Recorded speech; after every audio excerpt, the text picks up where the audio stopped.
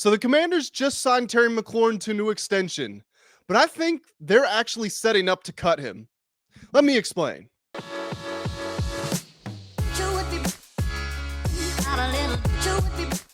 What's going on, everybody? Welcome back to this on-the-road edition of the Full Command Show. My name is Grant Mitchell, and we're here to talk about everything involving the Washington Commanders.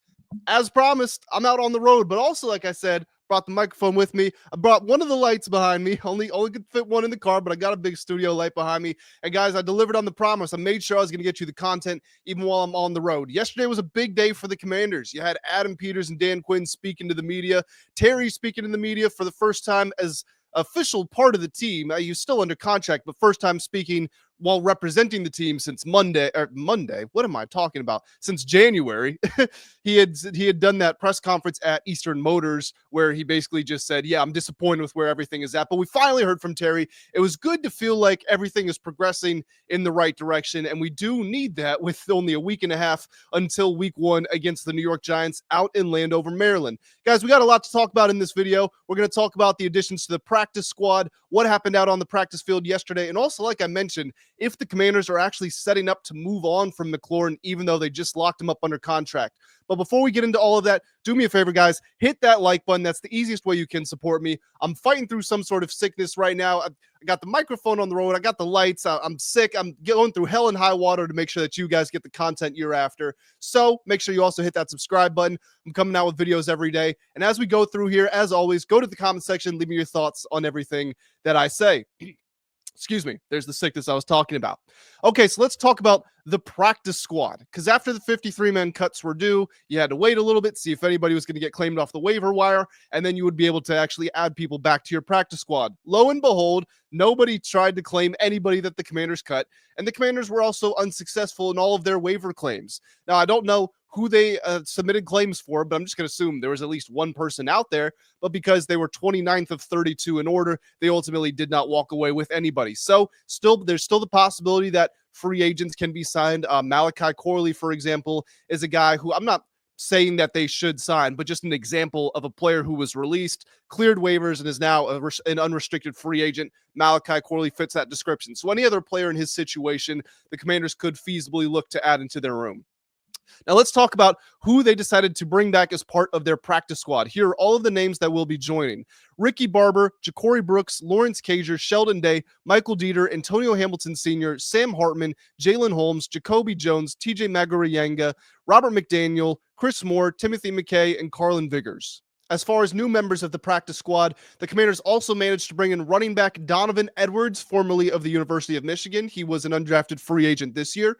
And cornerback Darrius, who came out of South Carolina last year, 2 years ago, ended up playing 3 games with the Pittsburgh Steelers. So the full practice squad is all those players that I mentioned, all of whom we saw during the preseason, plus Donovan Edwards and Darrius Rush. I don't know much about Rush. Donovan Edwards is an interesting one. He rushed for 991 yards as a sophomore at the University of Michigan, averaged about 6-7 yards per carry.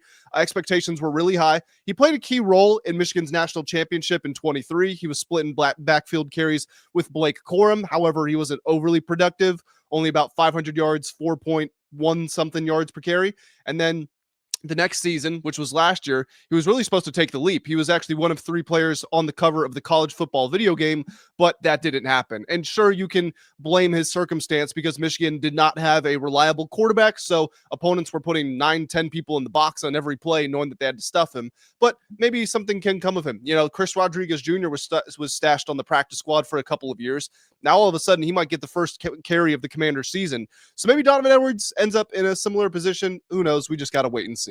So let's talk about what happened out in Ashburn on Wednesday. So first and foremost, Terry McLaurin and Noah Brown were both back at practice in full. Now, they weren't quite going full speed because yesterday seemed to be a bit of a jog through tempo for the most part. However, they were both going full speed within that context. Also, we know that Noah Brown was going full speed in his warmups before the final Ravens preseason game. And we also know Terry's coming in shape. Is he in full football shape where he's used to putting on the pads and getting hit by other players? No, but he's been working out very hard. In this ankle injury, he basically confirmed it was a load of nonsense. When he was given his press conference, someone asked him about the ankle, and he said, look, I'm just going to keep that between myself and the front office. Really, all that means is he had an ankle injury at some point last year, so it was easy to say, oh, my ankle hurts again. I'm going to come back to practice, but I'm not actually going to practice, and this is all just to avoid me getting fined. We all know what this was, and honestly, who cares at this point? Terry's healthy. He's going to be ready for week 1. That's what he said.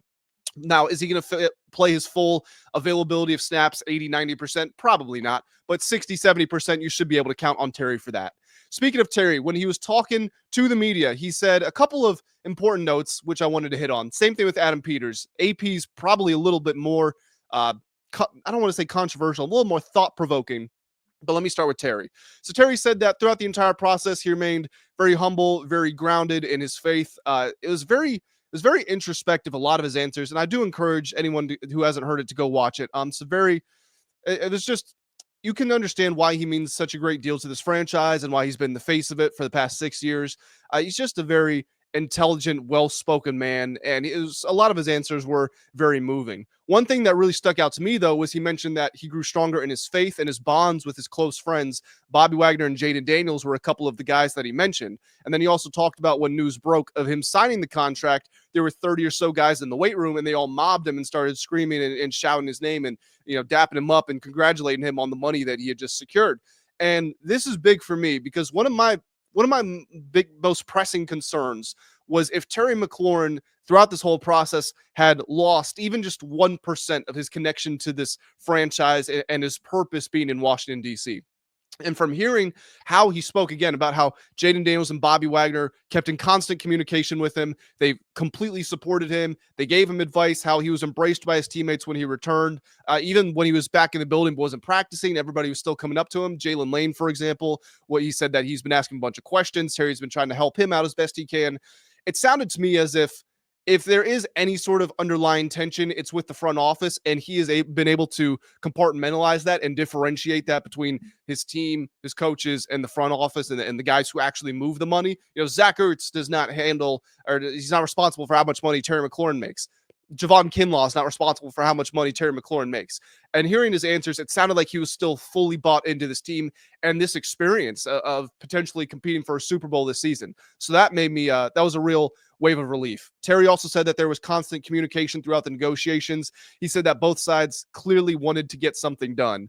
One thing he did mention, though, was that nothing he did was for show. So that trade demand, he confirmed that was a real request because at that stage, I guess he felt as if despite the desire from both parties to want to get something done, he felt as if they weren't going to be able to work it out. So that trade request was real.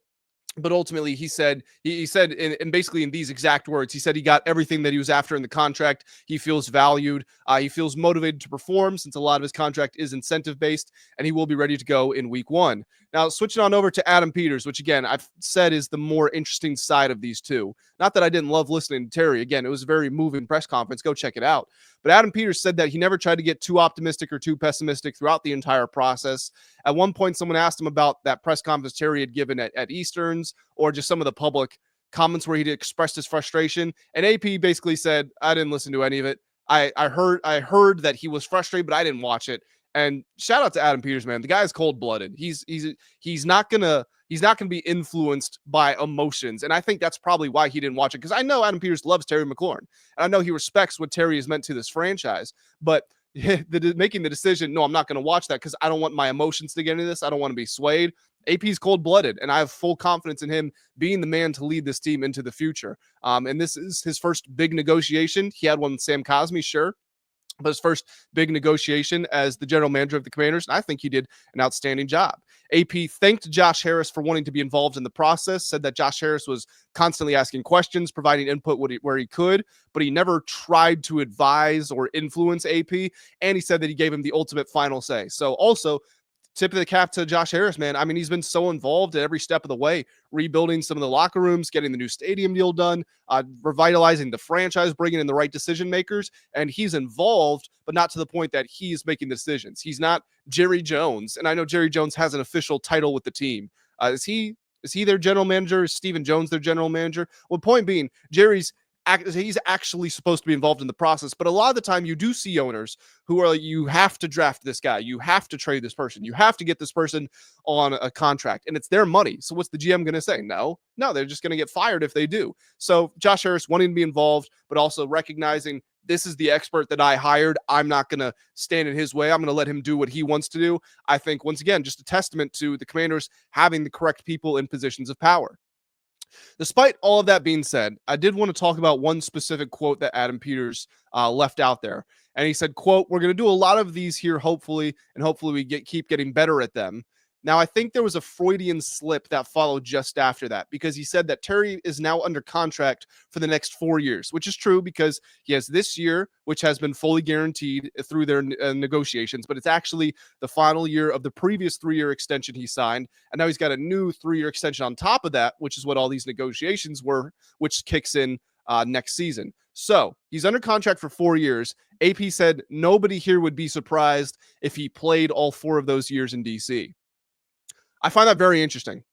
I wonder why he would mention. Normally, people would just say he's under contract for the next 4 years. We're thrilled to have him. Where he's under contract for 4 years, comment ends, something like that. So to say he's under contract for the next 4 years, nobody's going to be surprised if he plays all of those in DC. It sounds to me as if, again, it's a very minor Freudian slip, and I don't think he meant anything negative by it, but I think he was recognizing the possibility, which we're going to talk about in just a second because some more contract details have come out, but he was recognizing the possibility that the Commanders could cut or trade Terry at some point in the future, because this contract, which when it first broke, the news first broke, it seemed like a massive win for Terry and Buddy Baker. 3 years, $32 million average annual value. We then learned that it's actually 3 years, $29 million average annual value for the base package, can rise to 32 with incentives, but it's only $44 million guaranteed, which rises to 50. There's basically no guaranteed money after the first 2 years, like literally basically none. Terry can hit these incentives.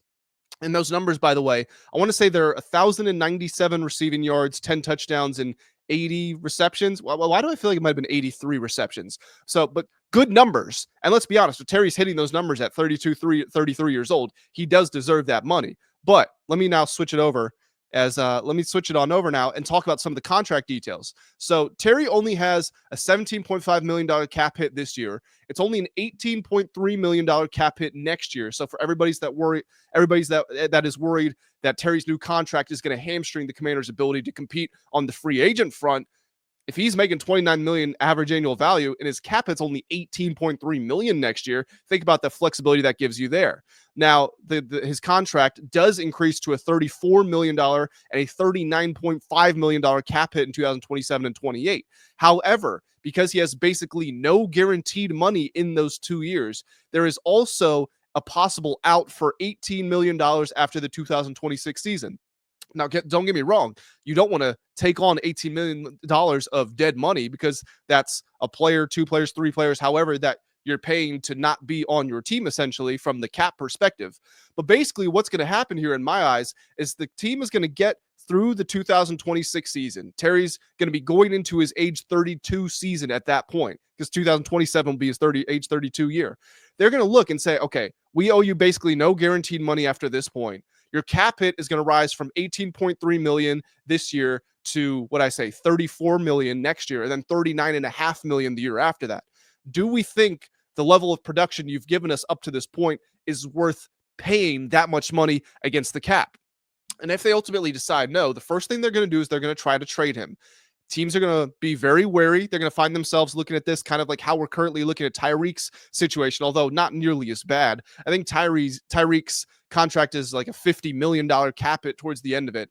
But still, it's the same sense of teams are looking at this like, okay, this is an older player who's got a large cap hit. We might not be willing to give up very much capital at all in this package, or we might not be able to be willing to do it at all, which at that point, if the Commanders feel that the financial ramifications of keeping him on the roster are going to be too great, they might just cut him outright. And yes, they would be paying $18 million in dead cap just to do that. But let's theorize for a little. So let's say Terry goes for 1,050 yards and 8 touchdowns this season, because that's pretty in line with what he's done every year he's been in the NFL. What if next season he drops to not well, next season as in the 2026 season. If the 2026 season he drops to 850 yards and 4 touchdowns, there's a downward trajectory that's happening. And for a player who had been totally consistent throughout their entire career to see the start of that drop happening, that's going to be enough, again, for the Commanders to say, look, we want to trade you, or we're going to need to cut you to preserve our long-term outlook. Now, these are my opinions on the matter, but at the same time, I feel like with AP again saying we wouldn't be surprised if he plays all 4 years in DC, I think he left the door open to possible change in the future. Plus, the way that this contract is structured, I just don't see how you can't draw that conclusion. Again, all the guaranteed money in the first 2 years, all incentives after that, very low cap hit the first 2 years, very high cap hit after that.